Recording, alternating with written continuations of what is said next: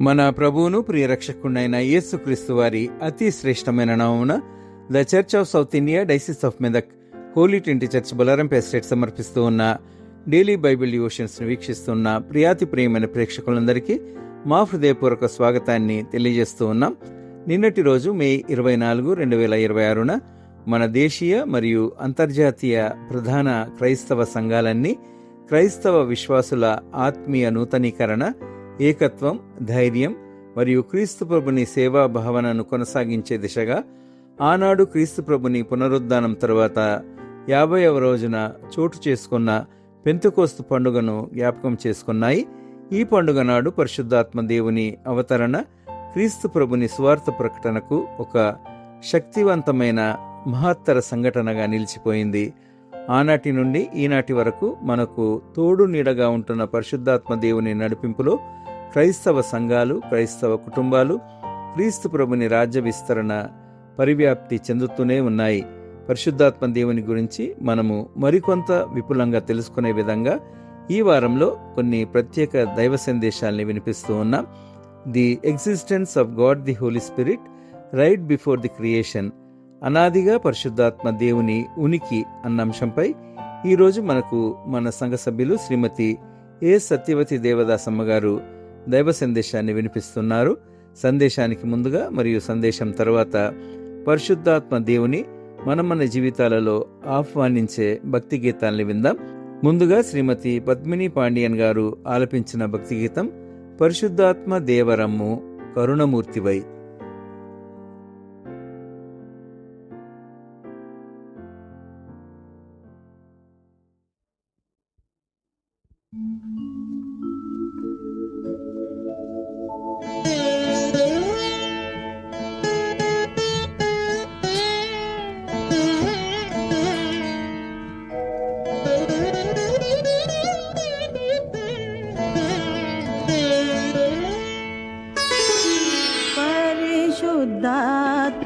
పరిశుద్ధాత్మదేవారం కరుణమూర్తివై వరములల్ల నిమ్ముదరలో వరకృపానిధి. పరిశుద్ధాత్మదేవారం కరుణమూర్తివై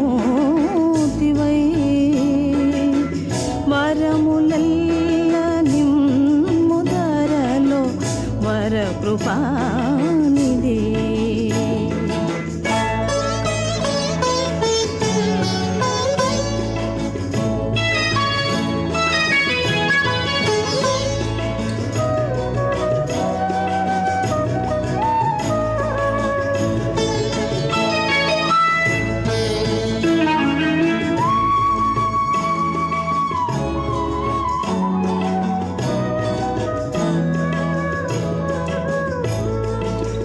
పలుకులోను పనులలోను వెలుగును సగుచు,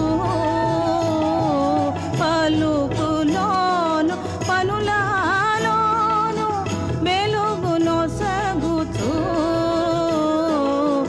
బలముగాను దిగుము మాపై పరిశుద్ధాత్ముడా, బలముగా పరిశుద్ధాత్ముడా. పరిశుద్ధాత్మదేవారం కరుణమూర్తివై వరములల్ల నిమ్ముదరలో వరకృపానిధి.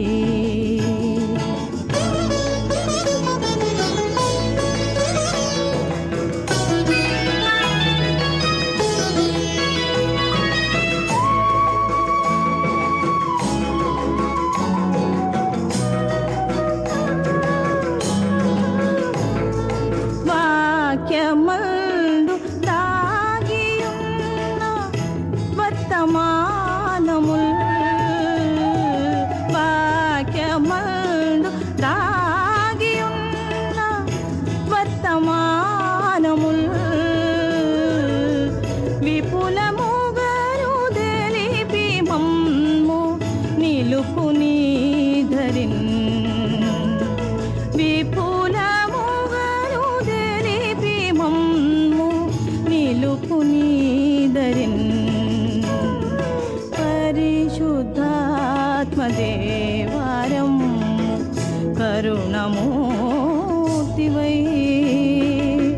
వరములెల్ల నిమ్ముదరలో వర కృపానిదే.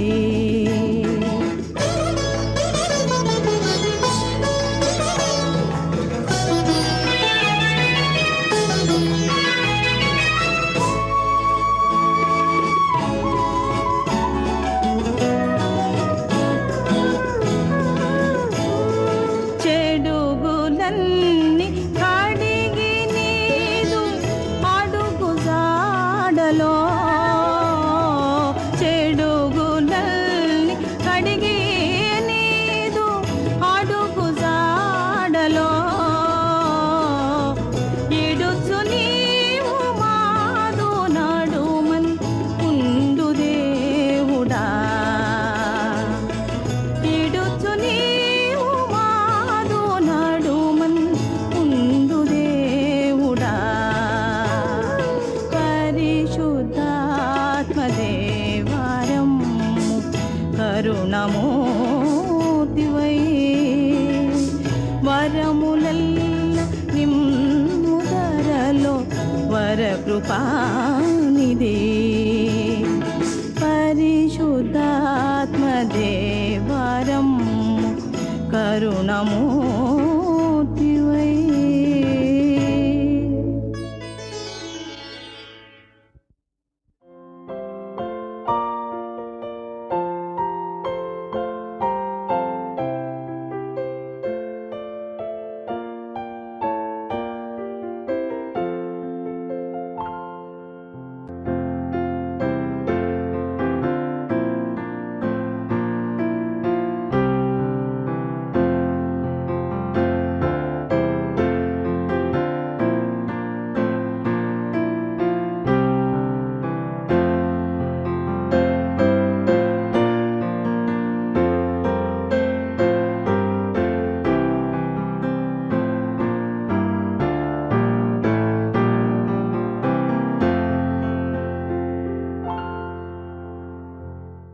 ప్రార్థించుకుందాము. కృపగల దేవ, ప్రేమగల మా తండ్రి, నీకే వందనాలు, కృతజ్ఞతాస్తుతులు, స్తోత్రములు, దయగల మా తండ్రి. గడిచిన రాత్రంతా కూడా ప్రభా మా జీవితంలో తండ్రి తోడు నడై ఉండి మరి ఒక నూతన దినంలోనికి మమ్మల్ని అందరినీ ప్రవేశపెట్టిన విధానం బట్టి నీకు వందనాలు తండ్రి. ఈ ఉదయకాల సమయం అందు ప్రభా నీ వాక్యాన్ని చదివి ధ్యానించనండి ఉన్నావు ప్రభా. మీరు మా అందరూ హృదయ నేత్రములు తెరిపించి నీ వాక్యంలోనికి ముందుకు నడిపించమని నజరేయుడైన యేసు నామాన్ని బట్టి అడిగి వేడుకుంటున్నాను స్వామి, ఆమేన్. దేవాతి దేవునికి వందనాలు. మరి అందరికీ గుడ్ మార్నింగ్ తెలియజేస్తున్నాను. నేటి ధ్యాన అంశం చూసినట్టయితే పరిశుద్ధాత్ముడు. పరిశుద్ధాత్ముడు అంటే ఎవరు? ఆది కాండము 1వ అధ్యాయము 1 2 వచనాలు చూసినట్టయితే, ఆది యందు దేవుడు భూమి ఆకాశములను సృజించెను. భూమి నిరాకారముగాను శూన్యముగాను ఉండెను. చీకటి అగాధ జలముల పైన కమ్మి ఉండెను. దేవుని ఆత్మ జలములపై అల్లాడుచుండెను. మరి దేవుని యొక్క ఆత్మ ఈ భూమిపై ఇదంతా శూన్యముగా ఉన్నప్పుడు దేవుని యొక్క ఆత్మ అల్లాడుచుండెనట. అంటే ఏమి లేదు, శూన్యముగా ఉన్నటువంటి దాన్ని ఒక ఆకారంలో తీసుకురావడానికి, ఒక అందములోనికి తీసుకురావడానికి దేవుడు ఎంతో ప్రయాసపడ్డట్టు మనము చూడగలుగుతున్నాం.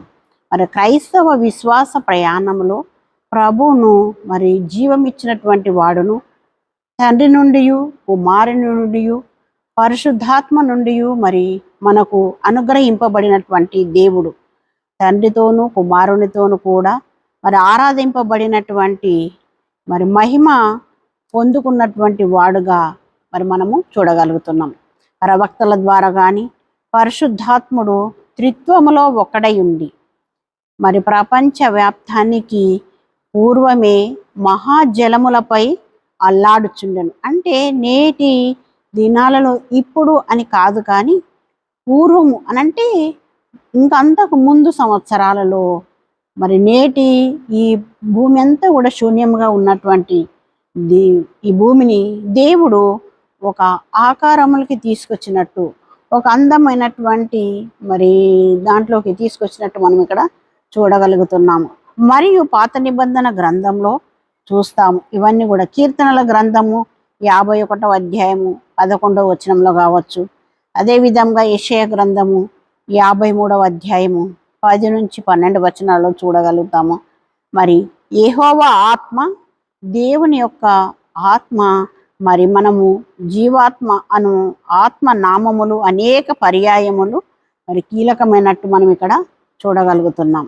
అదేవిధంగా ప్రవక్తలు కానీ, అపోస్తులు, క్రొత్త నిబంధనలో కూడా మరి నేటి కాలంలో, ఆనాటి కాలంలో కూడా ఎంతో గొప్ప సేవ చేయగలిగినటువంటి వారు ఉన్నట్టు మనం ఇక్కడ చూడగలుగుతున్నాం.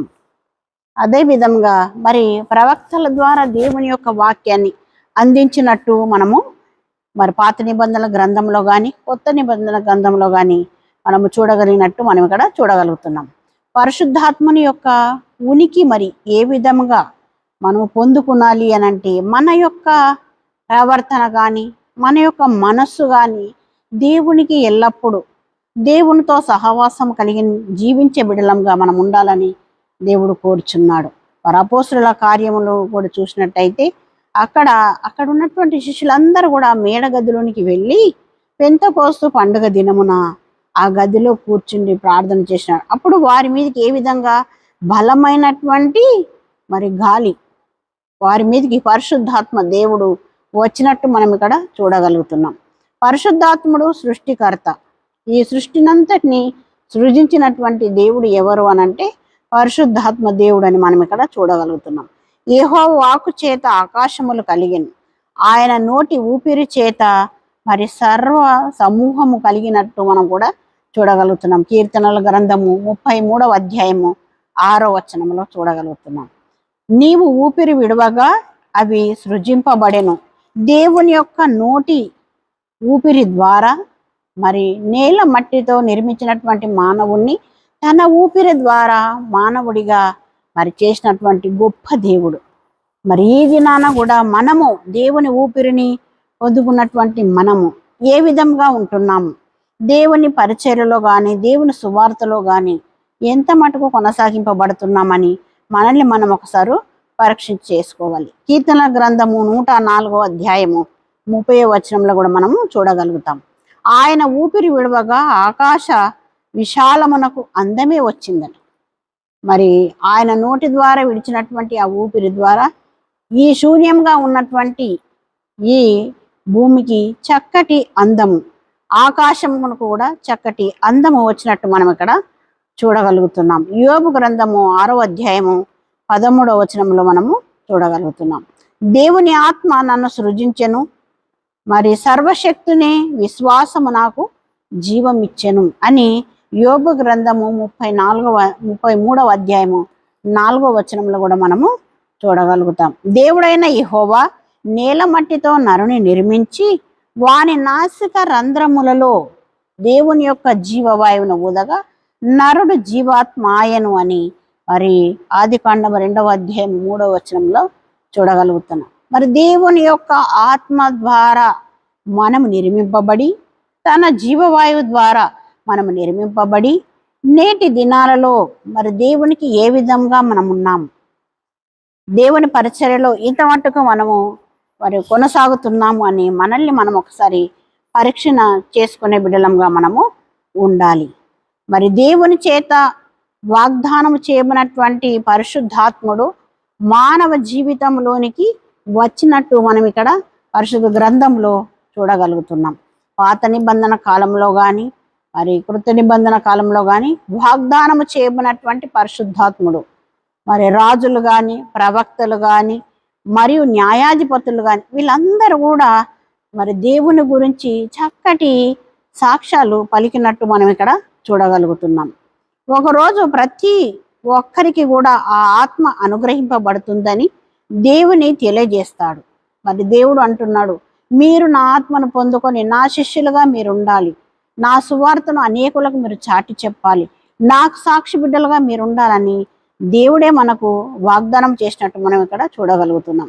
ఈ వాగ్దానము క్రీస్తు శిలువలో మరణించి తిరిగి లేచిన తర్వాత పెంతెకోస్తు రోజున మరి ఆ పెంతెకోస్తు పండగ దినమున మనమందరం కూడా శిష్యులలాగా దేవుని సన్నిధానంలో ఉంటూ మరి దేవుని ఆత్మను పొందుకునే బిడ్డలంగా, దేవుని యొక్క పరిశుద్ధాత్మను మనం పొందుకునే బిడ్డలంగా, దేవుని పరిశుద్ధాత్మను పొందుకొని ఈ లోకములో దేవుని వైపునకు ఇతర బిడ్డలందరినీ కూడా నడిపించే బిడ్డలంగా మనం ఉండాలని దేవుడి దినమున కోరుచున్నాడు. కాబట్టి మరి ఆ పరిశుద్ధాత్మ దేవునికి మనము కూడా సాక్షి బిడ్డలంగా, మరి ఇతరులకు మాదిరికరమైనటువంటి బిడ్డలంగా మనం ఉండాలని దేవుడు వాక్యం ఈ దినమున తెలియజేస్తున్నాడు. కాబట్టి అట్టి కృప దేవుడు మనకు దీవించి ఆస్వాదించును గాక.